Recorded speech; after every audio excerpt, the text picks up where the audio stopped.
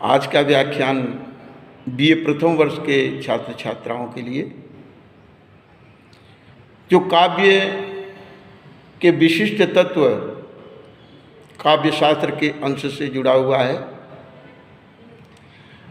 काव्य गुण, काव्य दोष, रीतियाँ, शैली, शब्द शक्ति आदि से संबंधित है। तो आज के व्याख्यान का केंद्र बिंदु काव्य रीतियों से है। रीति से तात्पर्य है कि कवि काव्य रचना के लिए जिस शैली का उपयोग करता है सामान्यतः उसे रीति के रूप में जाना जाता है। रीतिवादी आचार्यों में आचार्य वामन, दंडी, मम्मट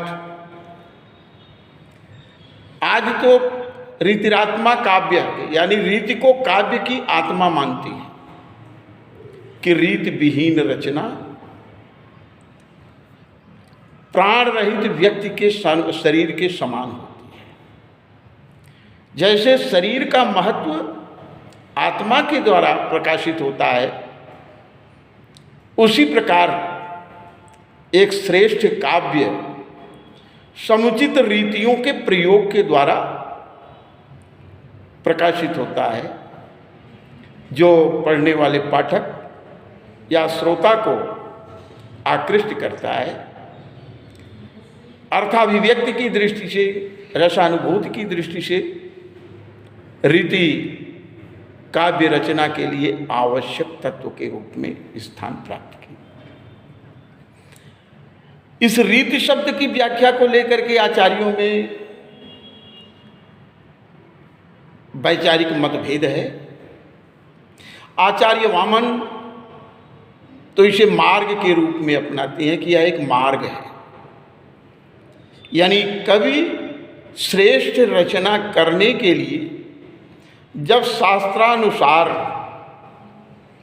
काव्य शास्त्र के अनुसार रचना के सही मार्ग को अपनाकर काव्य रचना करता है तो वह रीति कहलाती है। यानी आचार्य वामन के अनुसार यह एक मार्ग है। आचार्य दंडी कहते हैं कि रीति एक शैली है। श्रेष्ठ रचना को रचने की, लिखने की शास्त्रानुसार जो पद्धति अपनाई जाती है, कवि द्वारा जिस श्रेष्ठ शैली को अपनाकर रचना की जाती है उसे रीति कहते हैं। इसी प्रकार वामन हैं, ये मम्मट हैं, रुद्रट हैं।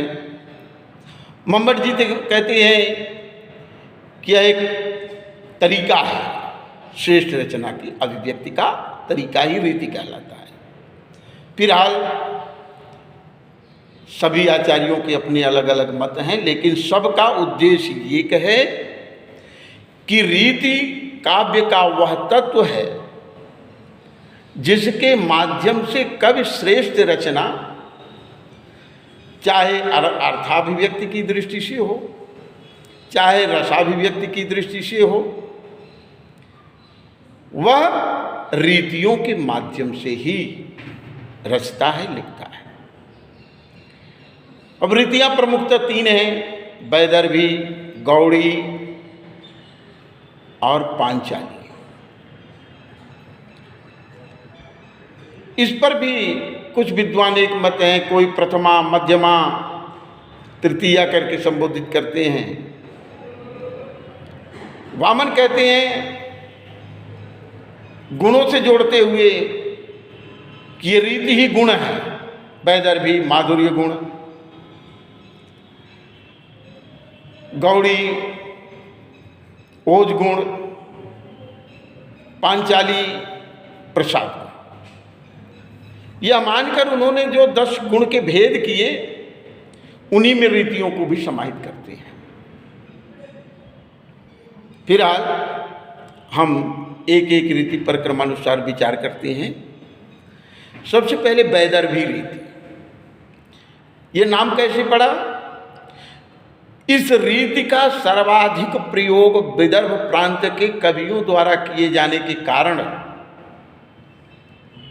यह वैदर्भी रीति के नाम से जानी जाती है,